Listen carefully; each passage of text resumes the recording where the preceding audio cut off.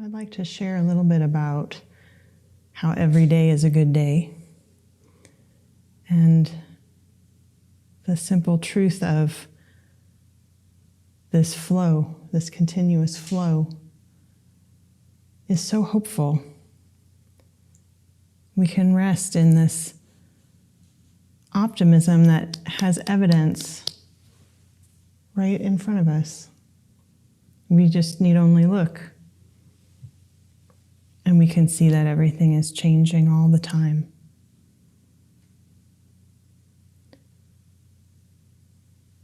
So, your vow can only be expressed right now. You can cultivate your vow right now. Maybe just taking a moment to connect with one of your vows, just being aware of it as it lives right now. And you can meet the world with that, whatever arises. Or we can bring this question, how can I express my vow right here, right now, just sitting quietly?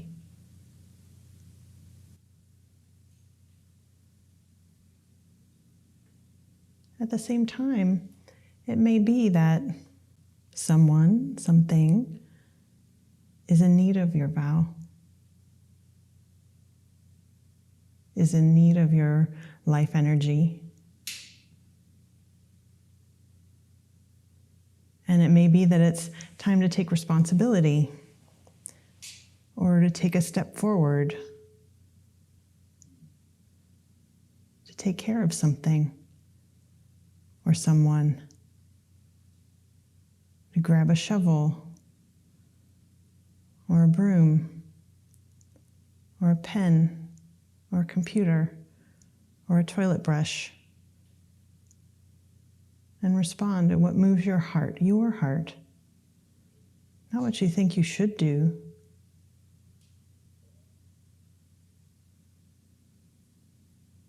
What moves your heart? What's coming from within?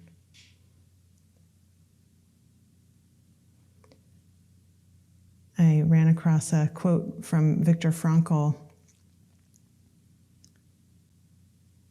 the survivor of the concentration camps, who wrote about how the importance of meaning in our lives, and that's what enabled him to survive. Even there, he knew that he wanted to bring forward this deep understanding. But this other quote I found from him about taking care of something, taking responsibility. He says, "Freedom is in danger of degenerating into mere arbitrariness unless it is lived in terms of responsibleness. That is why I recommend that the Statue of Liberty on the East Coast be supplemented by a Statue of Liberty, or a Statue of Responsibility on the West Coast." Let me read that again. "Freedom is in danger of degenerating into mere arbitrariness unless it is lived in terms of responsibleness. That is why I recommend that the Statue of Liberty on the East Coast be supplemented by a Statue of Responsibility on the West Coast." Now, how come we on the West Coast had to get the Statue of Responsibility, though? But I see his point. I think it's a beautiful point. And we've seen how the word liberty is thrown around, and a lot of different behavior is justified with that particular word, and yet it could very well be a living vow. How can it be rooted in responsibility and care and connection, promoting the well-being of other people? What can we step forward to care for?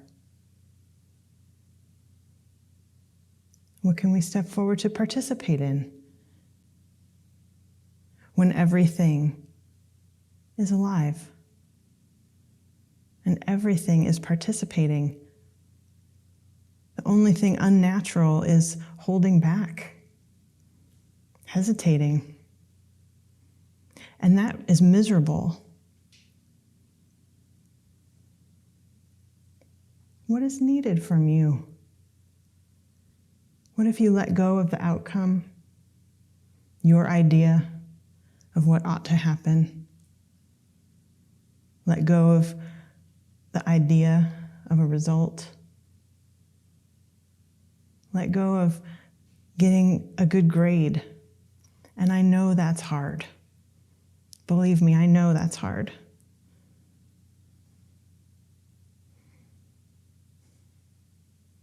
Can we truly be present to this moment, this life and its radiance, this total miracle that is right here?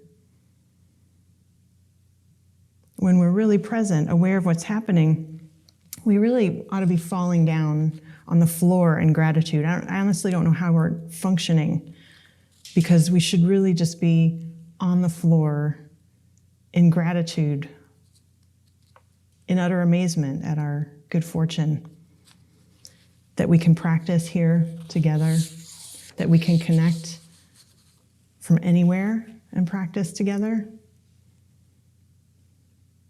that we're the inheritors of this lineage, these teachings, these teachers.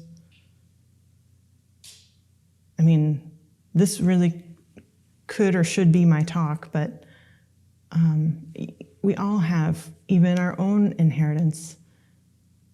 And it's monumental. It's so beautiful. We have so much. We each of us have so much to offer.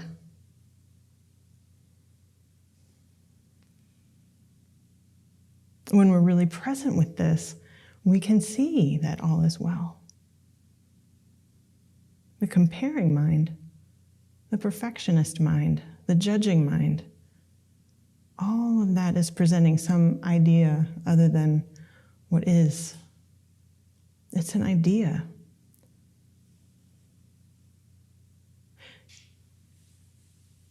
It's two-dimensional compared to what's real, what's here, what's right here. I challenge all of you to, in some moment of spare time, to try to draw a dollar bill from memory. I challenge you to try to draw it in as much detail as you possibly can. Try to remember every little piece of squiggles and designs and where things are located on the dollar bill.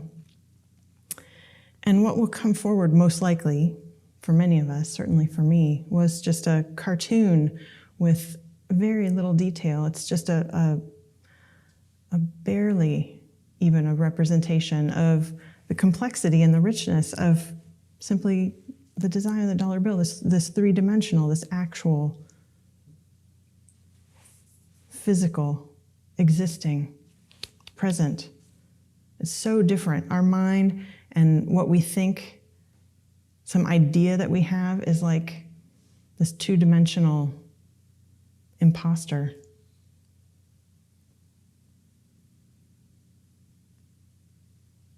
Peace can only be found here, now. I am certainly sometimes beset with the worry of what people think of me. And when I look into that, it's basically taking refuge in other people's thoughts.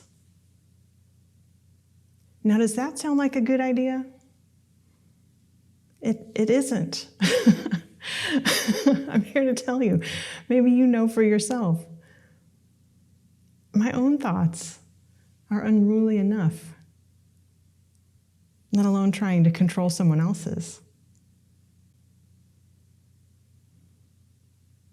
I mean, it's hilarious when we let it be hilarious. If it's not so painful, it's hilarious.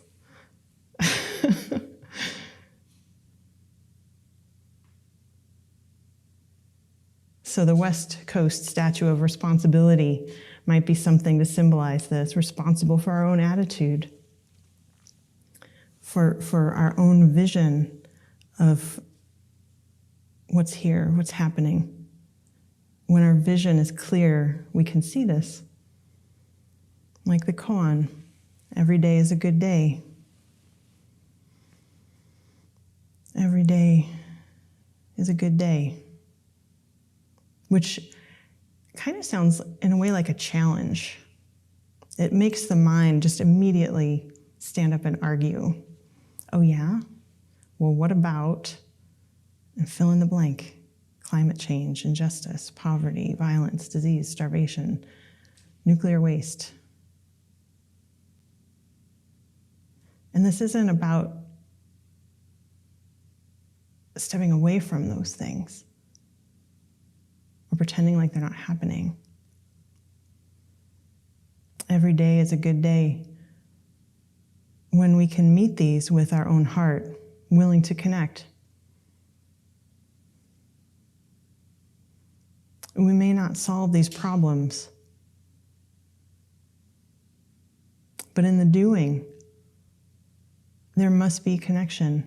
In the doing, we bring forth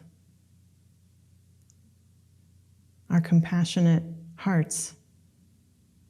Or what are we doing? Every day is a good day. Viktor Frankl also says, the one thing you can't take away from me is the way I choose to respond to what you do to me. The last of one's freedoms is to choose one's attitude in any given circumstance. Now he's the guy that your mind, when it says, well, what about the Holocaust?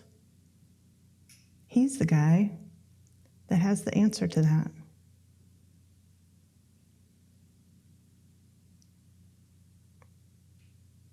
That is deep wisdom.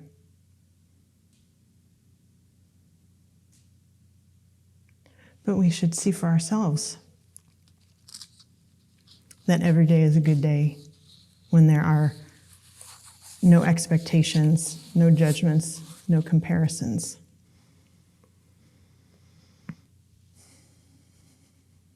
I found a tiny little poem by a guy named Archie Randolph Ammons, A.R. Ammons. And he grew up on a cotton and tobacco farm plantation during the Great Depression. And he started writing poetry when he was on a Navy destroyer in World War II. And after the war, he completed his education and had a whole bunch of different jobs. And then he began a teaching career at Cornell University. Now there's someone who followed his heart. So this poem is called Old Geezer. The quickest way to change the world is to like it the way it is. The quickest way to change the world is to like it the way it is.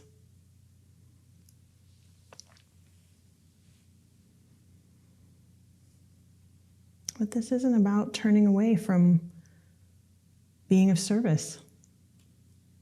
We can acknowledge what's here and then step forward.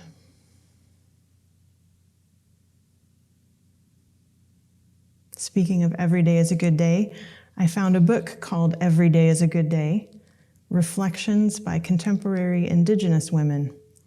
And I'd like to share with you a teaching by Audrey Shenandoah.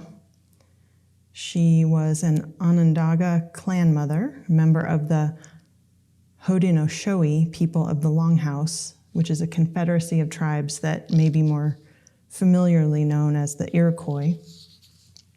She died in 2012. She here is talking about her people's spiritual ways and the ways of the dominant culture. She says, The main difference between our people and the world around us is our thankfulness and respect for the earth, our environment, and the natural world. In our way, every day is a good day. We would never think of asking for a good day, what you would call a nice day in English. When it rains, people just accept it and go on. Our people know more about acceptance and contentment than our white brothers and sisters who seem to think that they have to be deliriously happy all the time. They are looking for something that their world doesn't offer them. It makes them unhappy if things are not the way they think they should be. They spend a lot of time trying to find happiness rather than finding peace of mind. Our seasonal cycle of ceremonies are to bring peace of mind. Healing is left to the Creator. Here she's saying we are present to what's here. We're taking responsibility for our own peace of mind. It's not out there. And that healing is left to the Creator. We do the ceremony and let the chips fall. We let go of the outcome. As Hogan likes to say, have deep faith. She says, the spiritual values are the key to our survival. It is very important to keep the ceremonies going and perpetuate the ways our elders handed down to us. This should be paramount in our minds and in our lives. Today, we are having a hard time keeping our ceremonies going at the appropriate times because people have to work at a job in order to survive. There's no more subsistence from the land because the land base is so small. The hunting isn't that good. Our men and boys have to travel far up north for good hunting and fishing. Some young people seem to think we're preoccupied with our traditions and old ways. They say, you've got to deal with reality. Deal with what's real. Well, what is more real than the earth, the water, the wind, the plant life, and the animal life? All of that is real. The other world is not reality at all.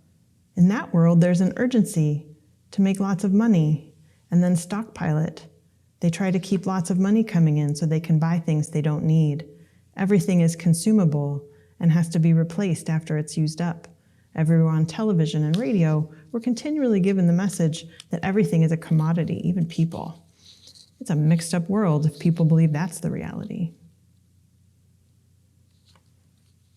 I really appreciate here her connection to the ceremonies, and it makes me think about our morning service in which we recite the names of all the ancestors, which is in so many ways, it's many things, but in one way, it's a gratitude practice. Being grateful for how these teachings have been passed down, how these teachings have been given to us.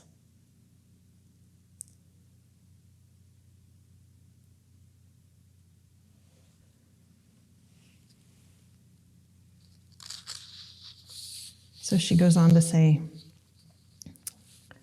our white brothers and sisters are always praying for something. They have no grounding or anything to tell them that things are all right. They're always in need of making things better, needing more, needing things should be better. I'm not trying to say it's not good to try to make things better. In fact, one of our traditional laws teaches us we're supposed to make things as good as we can. It's illustrated all the way through our history that we're supposed to do our best at whatever we're doing, and this is acceptable to the Creator. We have a story about a time when the faith keepers asked some men to go out and get 30 deer for the ceremony. So they went through the proper ceremonies to prepare themselves and cleanse themselves so they would have a good mind to go looking for food for the people. They went out and they tried their very best. When they came back, they had 28 deer and 1 small bear. They were not able to get 30 deer, but they had done their best, and this was acceptable to the Creator. So I bring that forward. I mean, it's amazing that doing your best is acceptable within that spiritual tradition. I think is kind of mind-blowing. We had a few conversations with folks working on their vows, and a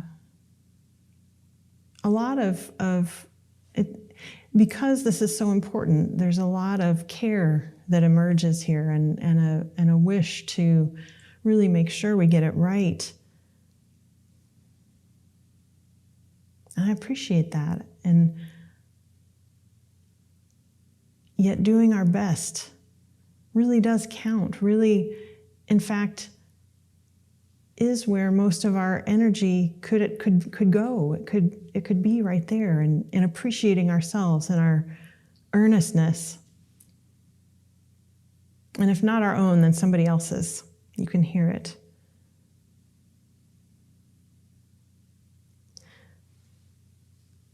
She says that they give thanks for everything and acknowledge the worth of everything. The trees, the berries, the two-legged, the four-legged. And she says, acknowledge is a very important word in our language. You say it every time you meet someone. You acknowledge them as a sign of respect. In our language, you're saying, I'm thankful you are well when we meet. And when we acknowledge all the rest of creation, we are acknowledging their existence as equals to us.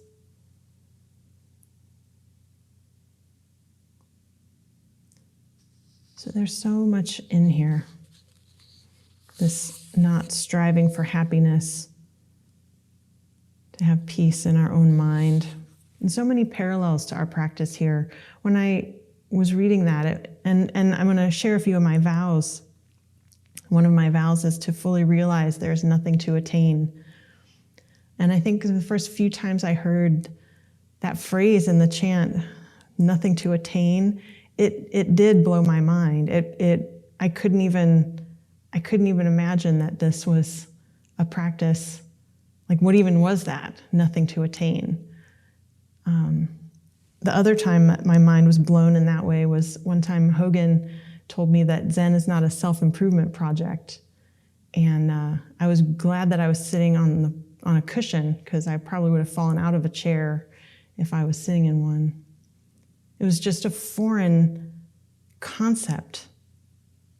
No self-improvement, nothing to attain. What are you talking about? But it's right here. Where else could it be? Where else could it be? The one thing, Viktor Frankl says, is you can't take away from me is the way I choose to respond, to choose one's attitude in any given circumstance. It's not out there.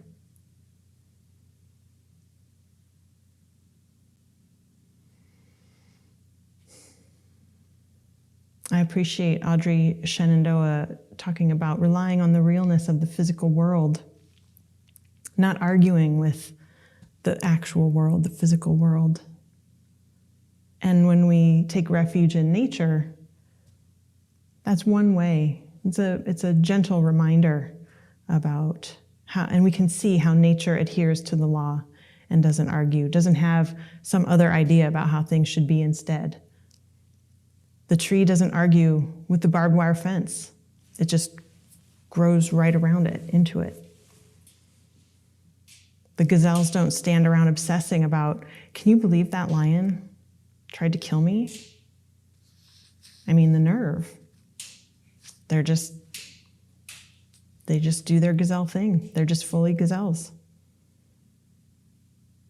When these thoughts of separation, and those show up when we're angry, restless, skeptical, doubt, all we need to do is just stop and breathe. Any of these hindrances that separate us from the realness of the physical world. This body and what it is experiencing is the real world too. We can reconnect with what's here in this way.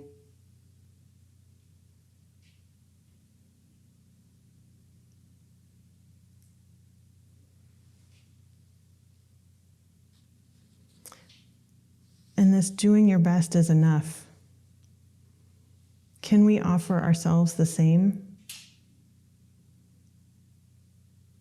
Letting go of the outcome, accepting unintended consequences, or dare I say mistakes, seeing the value in the world just as it is, not less valuable than my idea. Another of my vows is to make mistakes with gusto. And that is about just seeing how mistakes are a realignment with the truth, a realignment with how things are. Sometimes it's like a chiropractic adjustment, realizing that I've been trying to jam a square peg into a round hole. Mistakes, when you really watch them, are transformational. It's sort of an awakening in a way. I thought it was this one way. I realize it's this whole other way. What I was doing over here made no sense because look.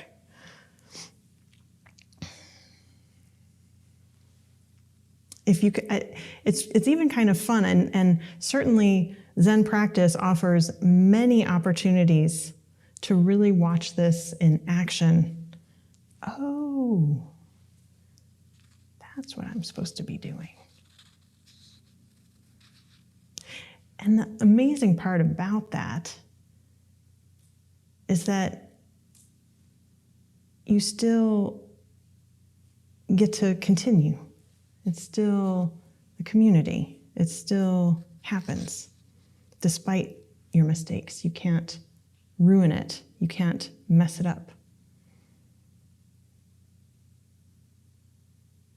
There is a bit of an allergy, I notice, an aversion to feeling awkward, which is an uncomfortable feeling for sure. But I will say that some people really isolate, really avoid that feeling, and go to great measures to do so, to avoid anything where they might feel awkward, and end up feeling really sad and depressed and not doing well as a result of that. So even just being willing to feel awkward, being willing to make some mistakes, is a way to step into life. If feeling a little bit awkward is the price of admission for life, then yeah, I'll take that. Or at least sort of build my capacity for tolerating the feeling of awkwardness. I think that is a powerful superpower right there. Making mistakes with gusto is about being present for my mistakes and not trying to sweep them under the rug, which I still often want to do. So I can keep my story about me, my dollar bill drawing about me, my two-dimensional story about me. And I want to convince you about it too. But it's just a story. And the fact is, I am doing my best at any given moment, and so are you. Can doing our best be acceptable? Can making mistakes be learning? Because it's a process. The whole thing is a process. Here's a quote from Carl Rogers. So while I still hate to readjust my thinking, still hate to give up old ways of perceiving and conceptualizing, yet at some deeper level I have, to a considerable degree, come to realize that these painful reorganizations are what is known as learning.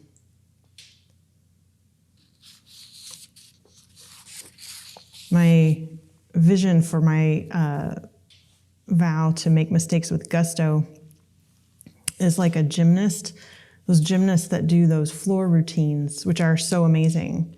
And they just run at top speed and just sort of hurl and flip their bodies in all these different ways. And then at the end, stick the landing and shine over here and shine over there and over here. And it's incredible. And the harder the routine is, the more likely that they might crash. But even if they do, if they completely make a total wreck of it, They have to, at the end, be like, ta-da! Yep, I did that. Hello, thank you very much. And really own it, even if it was a complete mess. And even just this gesture, this open-hearted, completely vulnerable gesture, just owning it. Ta-da! I'm a person. I'm a person in a process. This is it. Can we give ourselves this compassion? If I can give it to myself, then chances are I'll be able to give it to you.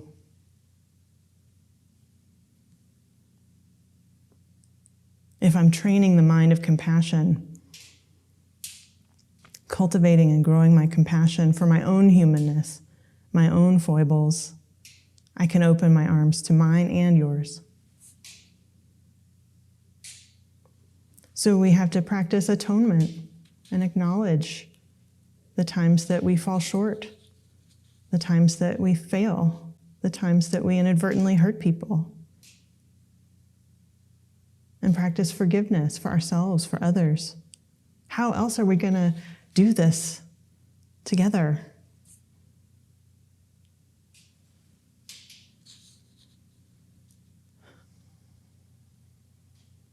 There's a Lutheran pastor who I admire greatly,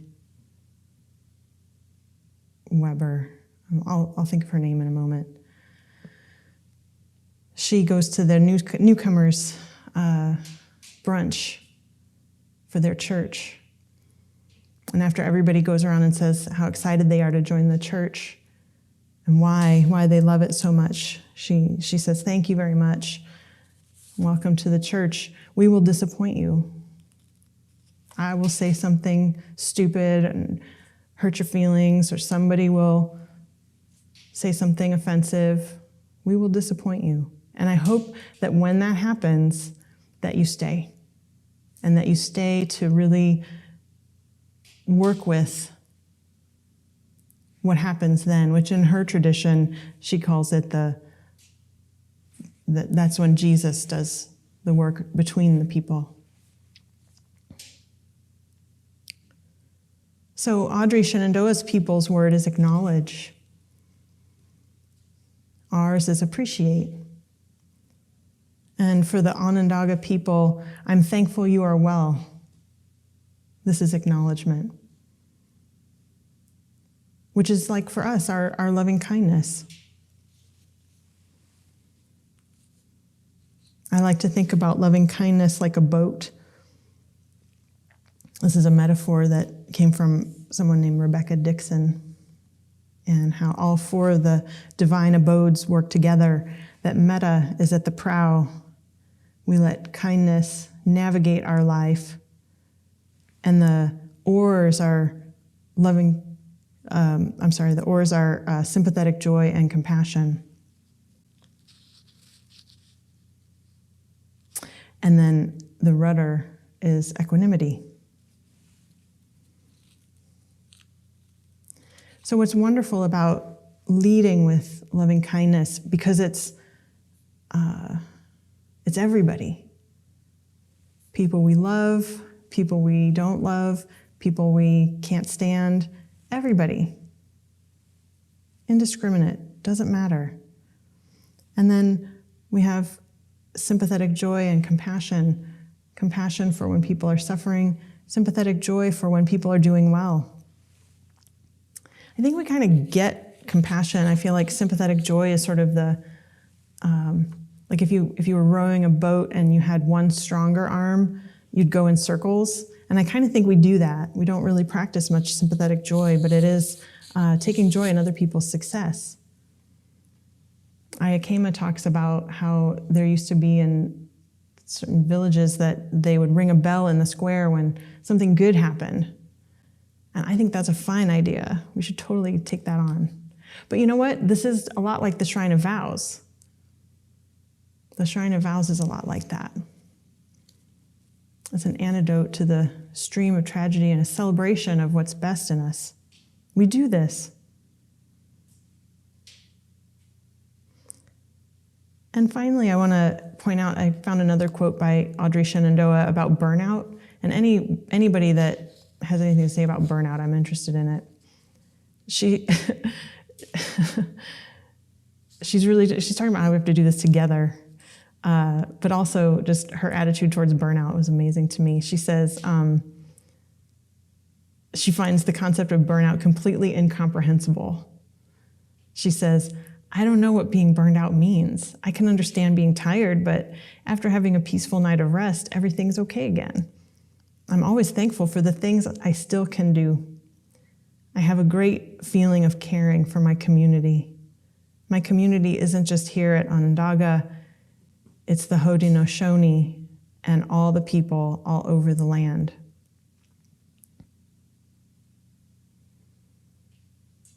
So thankful. I'm always thankful for the things I can still do, and a great feeling of caring for my community. And that sounds like a recipe for a meaningful life, a sustainable, meaningful life. Perhaps you experienced this connection in your groups in formulating and discussing these issues around vows. The beauty and, privilege, treasure, Sangha treasure of having spiritual friends. What a gift to have spiritual friends, to connect, to witness and to be witnessed, to listen and to be heard, feeling with another person's heart. It makes it real to know we're not alone. How can you find a community of others who share your heart's aspiration? Maybe you'll be disappointed too. But in the process of that, you'll get to practice patience and forgiveness and gratitude and learning and wonder and kindness and relationship and growth, all the heart aspirations. There's such a richness. And it's messy. Yeah. Beautiful. So I'd like to close with a poem by Rumi called That Lives in Us.